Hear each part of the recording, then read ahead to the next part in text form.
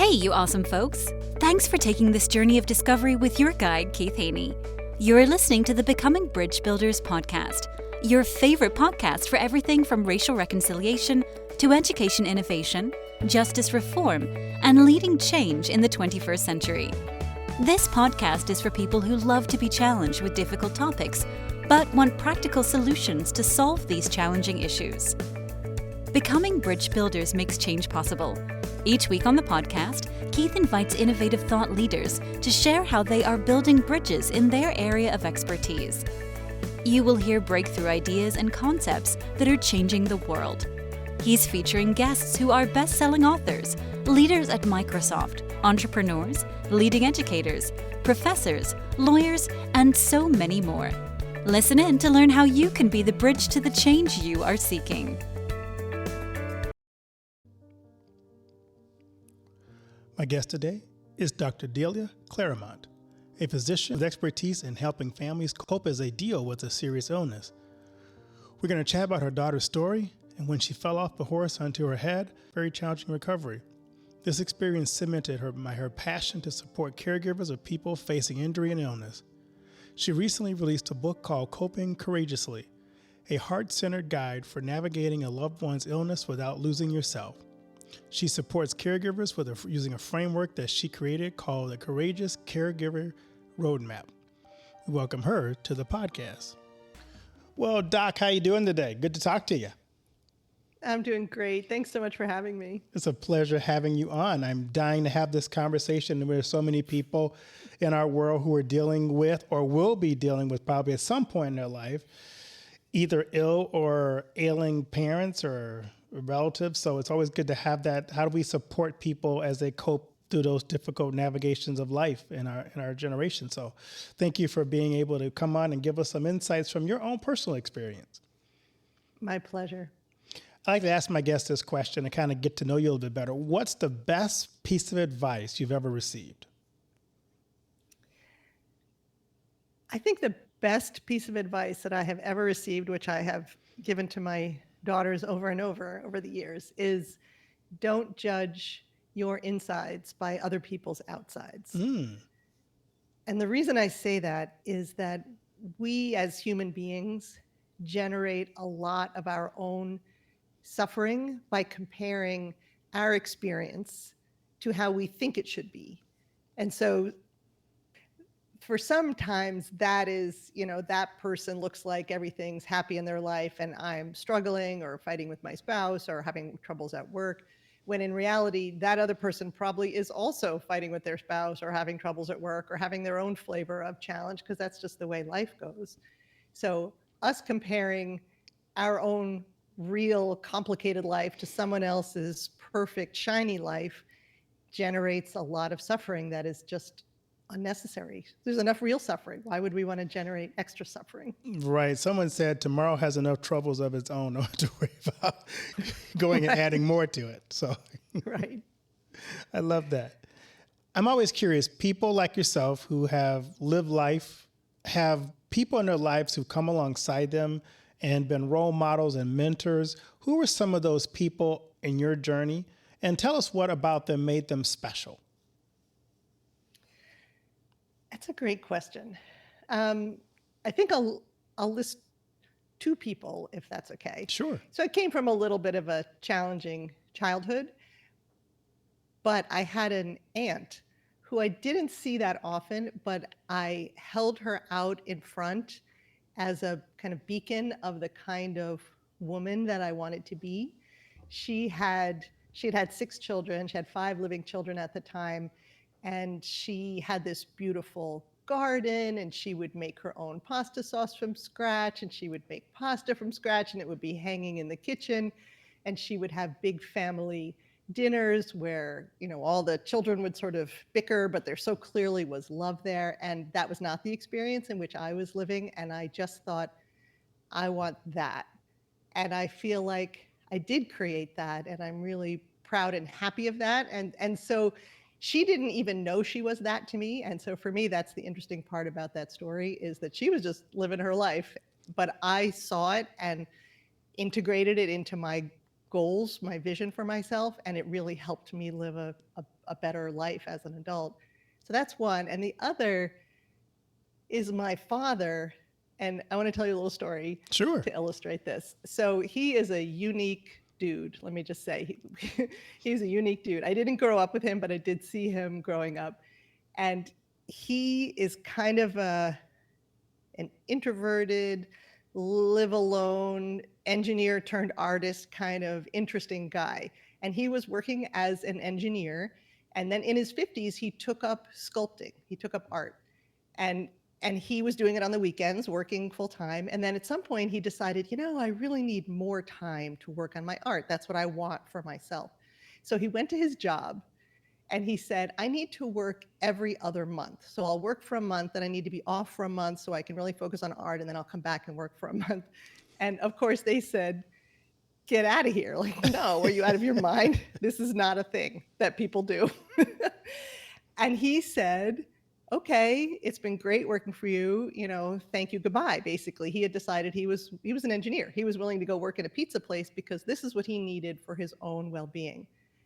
And because he was so good at what he did, when they saw he really was going to leave, they were like, well, wait. And you cannot believe it, but they let him do it. And so he switched on the full moon. So every full moon, he would either leave work or come back to work. And in the lab where he worked, they ended up calling him the Moon Man because he would come and go as the moon changed. And he did this for the last 10 years of his career before he retired. And the only reason he lived this incredible experience where he could have a month at a time to do art was because he asked and he really needed it. So he was willing to make it happen no matter what. And because of that, the world kind of opened up and gave him what he needed. And I find that very inspiring. That is so cool that he was so passionate about what he believed in and felt so strongly in it that he was willing to risk what was safety to go and pursue something that he felt really passionate about. That's really a neat story. Thanks. That's exactly it. And that's what I find so inspiring, that very thing. Because a lot of us, myself included, I struggle with this, but I'm working on it. We are maybe ruled a little bit more by fear, like, oh, well, but will I make enough? And can I really give up my job as an engineer to work in a pizza place? Those kind of, oh gosh, could I really do that ideas? And he was just like, nah, this is what I need to do. So this is what I'm going to do. And I think that we don't have enough of that. And I think it's very inspiring. And I look for ways in my life when I can emulate that. That is so neat. So you've given us a little taste of your background, but give us your personal story, because I know your personal story impacted your book. So kind of give us your story. I think perhaps what you're referring to in this particular context is my daughter had an accident at one point, which really changed our experience in life. So I have two daughters, and both of them have had medical conditions, but one of them at age 12 fell off a horse that had spooked and was racing at top speed, and she fell onto her head, dented her helmet, which shows how much of an impact there was. And she really had a tough time. And it was about a 3-year recovery that included things like excruciating headaches and neck pain that nobody for a long time could figure out the reason for.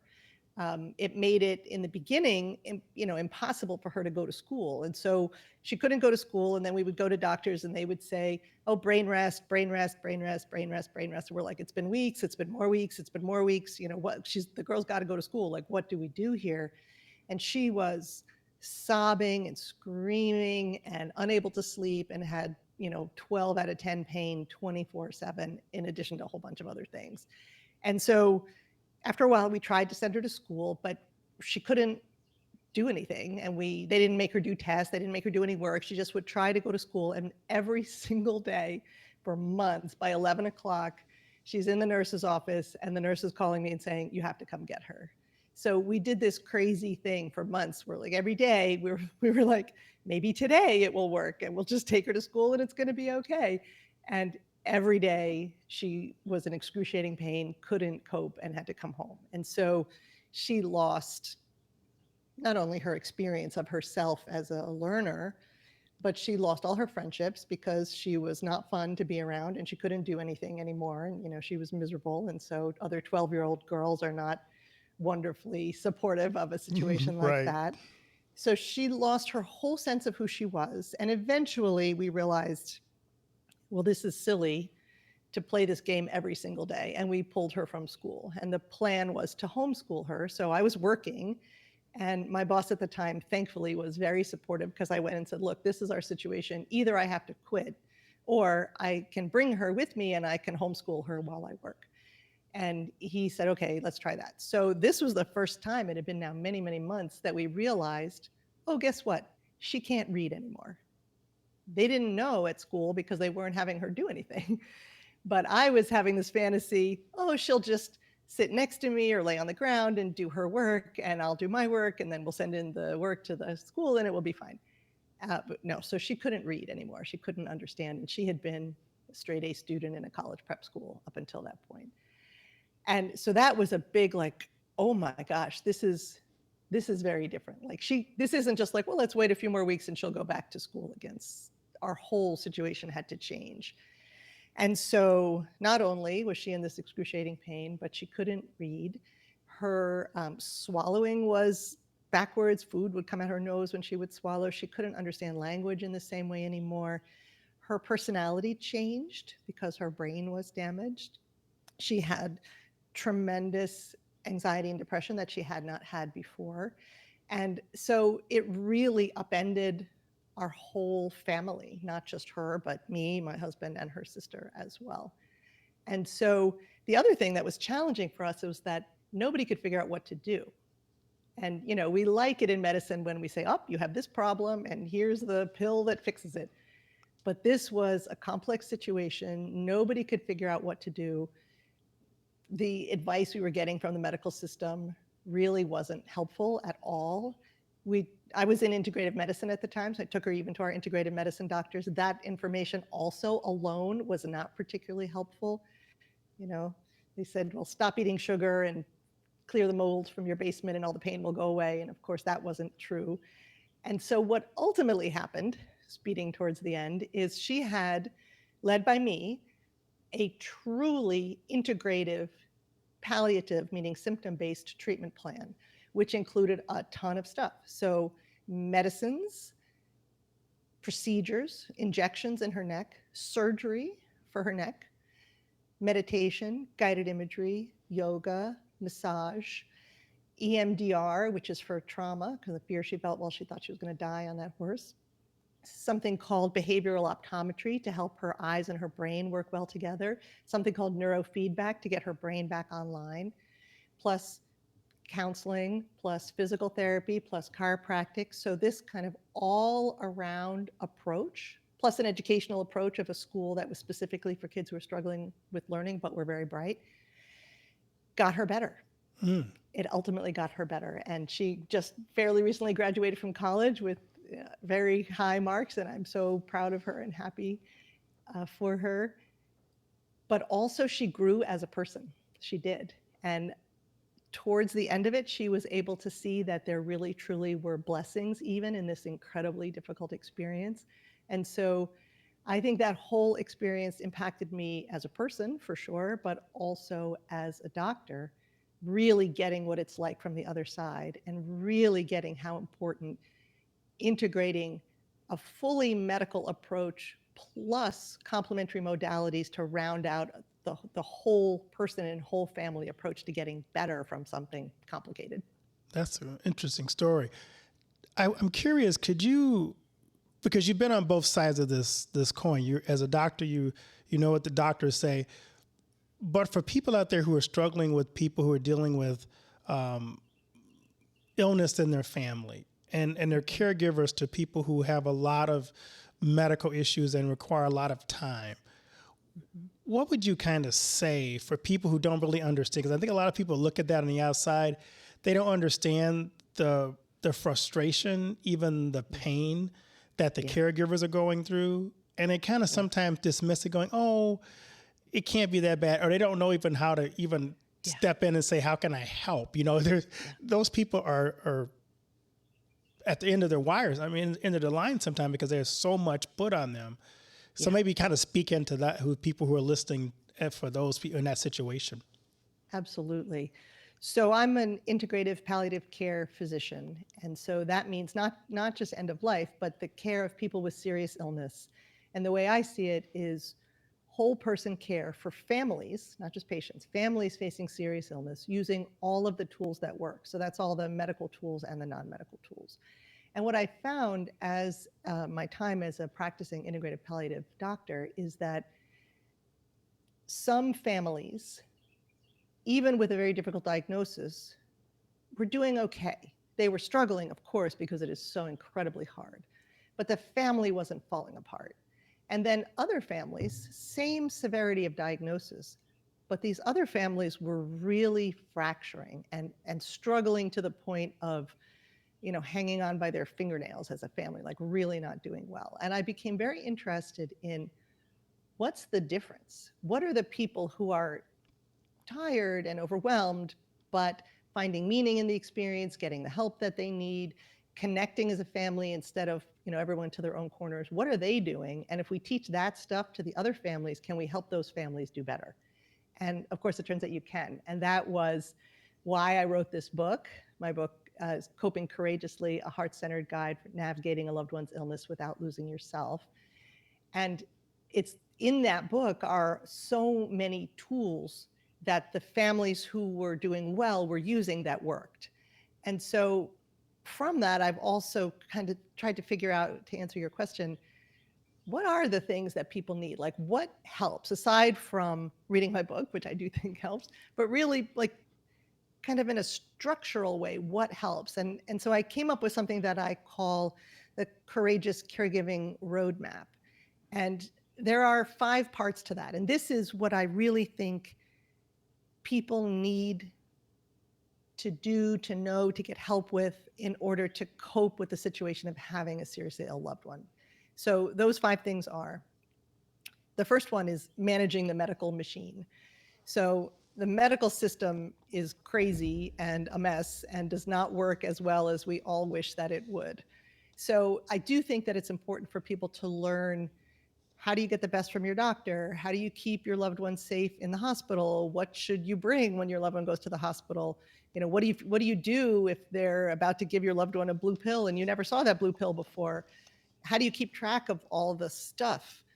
How do you get a second opinion? How do you know if you need a second opinion? So how do you manage this craziness? That's the first one. The second one is, I do think it's really important that people intentionally face the tough stuff. So what I found in some families who are really not doing well is they were like, la, la, la, la, la, la, la. Do not tell us a bad diagnosis. We do not want to hear it. We don't want negative thinking. We're not going to talk about that, period. And even though that seems like it might make you feel better or make your family feel better, in fact, it makes everybody feel worse, because refusing to look at it or talk about it doesn't mean it isn't true, and it doesn't mean everybody's not scared. It's just like trying to stuff the monster in the basement, and you can still hear him growling down there, right? So it doesn't make you feel safe. It just kind of increases the power of this fear because everybody's afraid to talk about it. So I think being open to talk about the tough stuff, it doesn't mean you have to be depressed all the time, but like, okay, let's just hear it. Let's just look at it. Let's put it on the table. Let's everyone talk about what's happening. It takes actually away some of the fear and away some of the power of the difficult stuff. So that's 2. So first was manage the medical machine. 2 was be willing to face the tough stuff and look at it, talk about it. Number 3 is people need help making high quality medical decisions, because if someone you love is sick, there's 40 million decisions to make. And often caregivers are left to make it all by themselves, and they've never had to do this before, and they don't know, like, should we take away the car keys from mom? Should we, we're having trouble caring for dad at home. Should we put him in a facility or not? But we said we wouldn't. So should we, how should we get a new doctor? We don't love our doctor. How do I make my siblings do the stuff they're supposed to do when they're not doing it? Like, how do I cut them off? Do I not? So there's a million decisions. So I think learning some skills in decision making, and there are some skills in decision making, that helps. That's 3. 4, we need skills to manage our own strong emotions, because people are so scared of their own feelings, and then they stuff them back in the basement with the other monster, and that makes people feel worse, and it separates families, right? Like if one person is feeling sad about it or saying, you know what, is dad going to die? And everyone in the family jumps on them and is like, don't you say that. We're not going to have that kind of talk. That shut that person down. Now the family's not as close. They don't feel comfortable speaking anymore. And if you yourself are afraid of your feelings, maybe you shut down to your family and you're like, no, I'm fine. Everything's fine. Everything's fine. When it's not fine. Like it's okay to cry together, and we need some skills to manage strong emotions. Feeling emotions will not kill us, but sometimes it feels like that. So that's 4. And then number 5 is, oh my gosh, caregivers have to fill up their own cup, because you cannot pour from an empty cup. You cannot drive the car on an empty gas tank. Caregiving is so hard. And people sometimes feel like, oh, it's not about me. It's about mom. I'm fine. I don't need anything. It's all about mom. But when you do that, you become so depleted that not only do you feel terrible, but your empathy goes down, because that's what happens. And you get maybe even crankier. And like, mom doesn't want a cranky caregiver either. So it's even a gift to your loved one to take care of yourself, so that you can show up with your most loving, warm, healing presence, which if you are totally depleted, you simply can't do. So filling up our own cup, taking care of ourselves, is really part of caring for somebody else. I love all 5 of these. And I know from someone who's dealt with some of these things in my own life in terms of family, number 1 is one of the hardest ones, is managing the medical machine, because there's so many complexities to the medical machine. Yeah. You got the insurance component. You have just the doctor interaction component. I just had a doctor on my podcast, and we were talking about how, especially like people who don't have the resources that others may have, maybe because of where they live, because of their background, their ethnicity, that sometimes the doctors are very short with them. They come in, they don't have time to discuss things, talk about things, and so you feel like you really don't get enough time to get your questions answered. So how'd you recommend for a family who's dealing with some of those medical issues? How do you approach a doctor with questions? Because a lot of times that's the hardest thing. If you can get a doctor to interact with you and have a discussion with you, sometimes it kind of lowers the anxiety in that medical machine you're dealing with. Yeah. Yeah, that's such a great question. And there's a lot in there, but let me talk about specifically the one about connecting with the doctor and getting your questions answered. So let's assume that most doctors are trying to do a good job. If you have the occasional really jerk doctor, you should dump that doctor and get a better doctor. But let's assume this is a nice person who's just stressed out, as doctors are, feeling rushed, and doesn't mean to come across like they don't care about you, but kind of it feels that way. We'll assume that. And so here's what sometimes happens, and I'm going to tell you this, and then I'll explain why you want to do different than this. Sometimes the doctor first comes in and everyone's sort of polite, and the doctor says, oh, hi, okay, what can I do for you? Okay. And the doctor is saying, all right, here's my questions. I'm doing an exam. And then they start telling you, all right, this is what we're going to do, and change this medicine. We're going to do this thing. And the family or patient is being polite in the beginning, letting the doctor do their thing. Then the doctor, in their mind, they're looking at the time, they've got someone else waiting, and they're closing up in their mind. And then what happens is what in medicine we call a door handle question.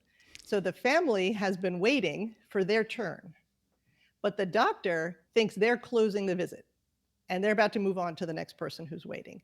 And then as they're like, okay, so, I'll see you next time, the family says, well, there's just one thing. That's a door handle question. But this is the thing they really wanted to talk about. And they want 10 minutes to talk about this thing, but the doctor is done. They spent the minutes that they had for this visit. And so that is so common. And then the doctor's like, well, okay. And they say, blah, blah, blah, something fast. And then they leave. The family feels like, oh my gosh, this was so important to me. I've been waiting so long to talk about this. And the doctor gave me 2 minutes. That is so common, but there's a way to not have that happen. And here's what you do instead. You write down what you want to talk about first. So you're clear when you go in. You write it down. Because when you go in, sometimes you forget. Like you see the doctor, you're like, oh, I forget what I wanted to say. Write it down. I want to talk about, should dad still be allowed to drive? So when the doctor first comes in and says, hi, nice to see you, you say, I know we don't have that much time. I want to say right up front, it's really important to me that we have time to talk about, should dad still be allowed to drive? I want to say it's the first thing you say. And now the doctor knows, okay, I got to manage this time, including this thing that is important to this family. So they may start right with that. They might go, oh, okay, well, let's talk about that first. Let's spend the whole time talking about that. Or they may say, okay, but his blood pressure was a little high. So we do have to talk about blood pressure, but now I'm managing. I'm going to do blood pressure faster so that I make sure I save, 7-8 minutes to talk about this thing that's important to the family. So if you do that and you say right up front, I just want to let you know, I know our time is limited, but this thing is really important to me that we talk about today. Unless your doctor is a jerk, they will rearrange the visit to make sure that your thing gets covered. If what they say is, well, I don't care what's important to you, we're going to do what I say, then you get another doctor. I like that. That's good. Another part that I think is really key too for me, all these are really important, but 4 stuck out to me too, is how do you manage your own strong emotions? Because it seems to me like a lot of times, especially when you have multiple people in the family and they're all trying to provide input on care for a loved one, maybe it's a parent or a sibling, that we try to bury our feelings or our emotions, or they come out over the top, overly aggressive. And that dominates the time. So how do you give people, what kind of skills do you talk about in your book to help people manage all the different emotions that are in the room? Yep. I'm going to give you one underlying idea first, and then I'll talk more about the specific answer to that question. The underlying idea is that we create more suffering for ourselves by beating ourselves up about our emotions than we would if we just felt them, right? We spend so much energy trying to not feel sad, not feel angry, stuff it away, that if we just said, just acknowledge this is happening. I feel sad today. I'm going to set a timer and give myself 15 minutes to just cry and cry and cry. When the timer goes off, I'm going to wash my face, take the dog out, and have a snack, right? Rather than stuffing it and trying not to feel it, we give ourselves a little time, because if you stuff it, what happens is at some point it explodes out on somebody else. And so you go from 0, looking like you have no emotion, to all of a sudden you're yelling at everybody, or you're losing your mind, crying, and everybody's freaked out. Whereas if you just give yourself 15 minutes here and there when you need it, it's like lets the air valve out, right? It lets the pressure out. So that's one just underlying concept. But then the other thing that I think is important to know is that we all have different personality quirks, right? I use the positive intelligence model. There's a book called Positive Intelligence it's not my book, but I recommend it highly to other people. And it talks about the different negative voices in our head and how that makes our emotions worse, more challenging. So everybody has a judge saying, oh, you're not being a good enough daughter, or you're not being a good enough sister, or judging somebody else. He's not being a good enough brother. He's not helping as much as he should. So this judging part makes everything worse. We judge ourselves, we feel badly. We judge other people, we feel angry and resentful. And if you start an interaction with another person and you're bringing your judge and you're angry and resentful, boy, are they going to be defensive, and all of a sudden everybody's fighting, right? Whereas if you didn't bring that judge, you brought compassion instead, like, hey, this is a hard time for all of us, huh? Nobody's fighting. So a big part of this is prevention of unhealthy emotion, like everybody's fighting, by noticing our own stuff. So the judge is one. Another, the language that this book tends to use is called saboteurs. So the negative voices he calls saboteurs. So other negative voices are the controller, right? Some people are super controlling. So you show up to be helpful and you're cleaning up the house, mom's house, and one of the siblings is like, oh, you're doing it all wrong. What is wrong with you? Why are you even bothering to clean if you're going to do it that way? They're trying to control the situation to make themselves feel safer. But now the person who was helping, now they're annoyed, right? Now all of a sudden there's negative emotions in the house and we're fighting. And so learning about your own stuff so that you can see it and calm it, and learning skills to calm it, deep breathing skills, mind body skills, noticing, oh, I was just about to judge him, but how about let me not do that? Let me just go in the other room, put water on my face, take a couple deep breaths, and be like, wow, that was my judge, but that is not going to be helpful. So let me try to lead with empathy instead and say, hey, it looks like you're having a hard time today. Me too. This is a really hard time. We're sad about what's happening to mom. And when you lead with that, all of the difficult emotions get smaller.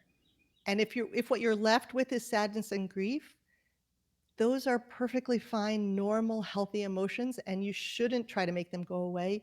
You should allow them to come. They'll be there for a while, and then allow them to pass, because it's just part of being a human being. That's so helpful. I was thinking about your last one too. This is the one I think a lot of caregivers struggle most with. That either you develop a martyr complex from this one, or you just don't think you deserve any more, and you feel guilty giving yourself that time to fill your cup. Kind of spend a little bit of time for those who are feeling that way, that it's just selfish of me to think I need time for myself, because if they don't do, like you said, they're going to burn out and it's not going to go well. So maybe kind of give them a word of it's okay, or permission maybe to take care of themselves.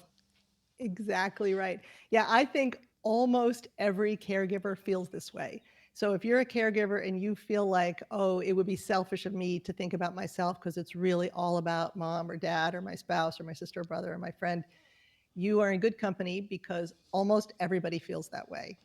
However, it is not helpful. And this is the way that I think it's most helpful to talk about it, is that it's not just, oh, you deserve it, you should take care of yourself, which is true. You do deserve it and you should take care of yourself, but people have trouble receiving that sometimes.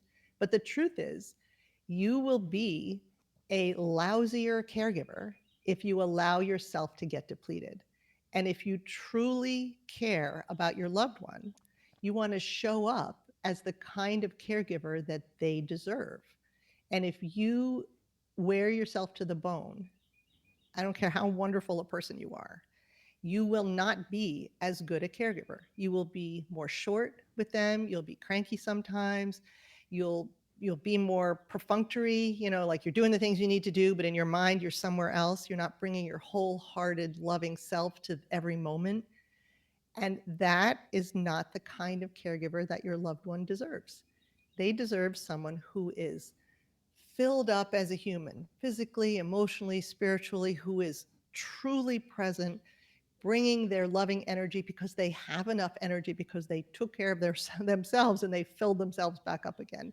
That's the kind of caregiver I would want, you would probably want, everybody listening would want for themselves, right? So if you turn it around and you think, let's say you're the person needing care, would you rather have a caregiver who never takes care of themselves, who doesn't ever get a break, who doesn't sleep enough, who doesn't move and exercise, who doesn't eat healthy food, who feels exhausted?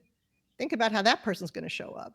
Would you rather have that caregiver, or would you rather have the caregiver who gets great sleep, who hires you some help to take care of you so that they can have a break, who exercises every day, who meditates or prays, who when they walk in, you just feel their warm energy that they're able to share with you? That's the kind of caregiver everybody wants. Right. But you literally cannot be that caregiver if you allow yourself to get depleted. So I do think it's helpful for some people to think about the fact that they are filling up their own cup as a gift to their loved one, not just a gift to themselves. That's awesome. So how's your book being received? It's great, actually. It's so reinforcing, and it fills my heart really when people reach out to me and say, oh my gosh, thank God for this book. It helped me at 4 a.m. when I was so worried about what was happening. It helped me figure out how to work with my siblings. It helped me give myself permission. It helped me understand what was going on and make a plan. And so I feel filled up about it, and that's why I'm excited to talk about it. And I'd love for more people to read it who need it. And I think it touches on parts of caring for somebody who's ill that we don't always talk about, the deeper human parts. And because of that, I share some of my own stories in there, and there are plenty of patient stories. Every chapter starts with a story. So it's not a dry read. It's more we're all in this together, and here's some examples of people who have gone through things and how they handled it. And here's some things that have gone through, and here are the things you're going through, and here's some things that might help you with what you're going through. So I feel like it's a humanizing book. We're all on this journey together, and hopefully it lifts some people up. That's awesome. So I'd love to ask my guest this question. What are you excited about in this season of your life? So in this season of my life, I made a big decision. I am excited about elevating the way serious illness care happens. I could have stayed in a little practice, but I decided to take a leap and further this field of integrative palliative care, which is not a fully developed field, but I want it to be, because I think that this whole person approach to caring for families, not just patients, but families with serious illness, using all the tools that work. So medicine type tools and, acupuncture, massage, guided imagery type tools, teaching that to families, but then also teaching that to physicians and other clinicians. That's how to change the world, how to change the culture. And that is what I'm dedicating this next part of my life to. It's so funny. I can see in your vision for what you're doing now, the two role models that influenced your life in your decision. Oh, how interesting. I never thought about that. Tell me what you mean. Well, your aunt who showed you kind of what it's like to live in a system where you were loved and cared for is what you're trying to develop for families. Yeah. And taking that leap is what your dad did, going outside of what the norm is and do something that's outside the box. That's maybe something you never thought about. It hasn't been done before, wow. But you're using those two influences to kind of shape what you're doing. Well, you might make me cry. Thank you so much for that insight. I never thought of that before, but I see it 100% now that you've shown a light on it. Thank you for that. Yeah, no, you're welcome. That's why I always ask those questions, because I can often see the decisions people make by the role models they were impacted by. So you kind of see that being driven through the decisions they make for the future. That is so interesting. What a great interviewer you are. That is so interesting. Thank you for that. No, it's my pleasure. It's just funny to kind of see it developing your life that way, and just the different things you've did to just kind of, you can see your dad taking the chance with you staying home. I mean, that was another thing I could see when you say, okay, my dad did this 1 month off, one work at home, and you did the same thing with your daughter. It's like, I got to find a way to put her first in a situation, which means it may be risking what I'm used to doing with my job to take on this new role as a mom for our family. Yeah. So it's just fun to kind of watch how those influences kind of impact your life, whether you see them or not. Absolutely. I love it. I love that you could see that. I couldn't see it for myself, but you could see it. I love that. No, that's great. So this is my other favorite question for my guests. What do you want your legacy to be? What do I want my legacy to be? I mean, on the one hand, it's the same thing, because I think I'm working on my legacy, but really at a deeper level, I want to have been somebody who put good into the world and who helped, this is what I like, who helped people see their tough situation in a different way so that they could grow from it in some way. Whether they grew personally or they grew as a family or they learned something or they saw their own strength. And now that I say it out loud, I hadn't really thought about it before. I think that part of that is that I had a little bit of a difficult start as well, but I feel like I have been so blessed to create a wonderful life for myself. And that idea of just because you're facing something difficult doesn't mean that your life has to be bad, or doesn't mean that you've lost control or that there's nothing you can do about it. There's always something you can do about it. Even if you can't fix the thing, you can look for, I hope this is okay to say, but I say this to patients all the time, look for the flowers in the poop. Yeah. Life gives us a fair amount of poop. That's the tough part, but there's always flowers. And it doesn't mean the poop's not there. We're not saying, right. Oh, it's all good, it's all great. But even if you lost someone dear to you, maybe you were impressed with your own strength, or maybe you met some amazing people, or maybe people showed up for you in a way you didn't even think they were going to, or maybe you developed a new interest. And so no matter what the poop is, there's always flowers we can find. And I think inspiring people to see that and learn that so that people going through hard things can grow, that's what I hope to spread a little bit in my little corner of the world. That's great. I love that. As you wrap up today, what do you want the key takeaways for the audience to go away from our conversation? I think the key takeaway is to approach hard things with open eyes and an open heart.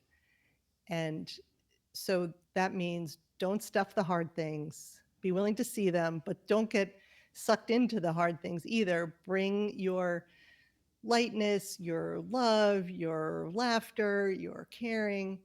You can do both of those things at the same time. And that, I think, is a theme to what I teach in general, is hold space for two what might seem like opposing things at the same time. So you can be angry and loving at the same time. You can be tired of caregiving and still love your person deeply. You can be afraid and also hopeful. You can look at things honestly and still bring your whole loving self to it. So making space for all the stuff. It's basically the poop and the flowers.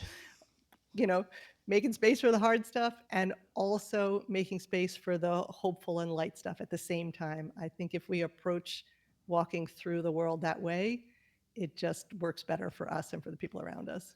That's awesome. Where can people find your book, Coping Courageously, a heart-centered guide for navigating a loved one's illness without losing yourself? Indeed, they can find it on Amazon. They can get to it through my website, copingcourageously.com. And they can reach out to me too through the website, which you can get to integrativepalliative.com, or copingcourageously maybe is easier.com. You can reach out to me through email there. And if anybody wants to chat about anything or share their experience or, learn from me or connect or give me guidance about how best to help people, I would love to hear from people. Well, thank you so much for taking the time and for writing this book, because like I said, we're all going to be dealing with some part of this, some part in our life, most likely. So you've given us 5 really helpful skills and Courageously Caregiving Roadmap to kind of walk through that journey with ourselves and our family so that we can be the kind of caregiver that our loved one needs in those moments where they're the most vulnerable. So thank you for what you do and blessings on the work you're doing. Thank you so much. And thank you for having me and for this really inspiring conversation. Well, thank you.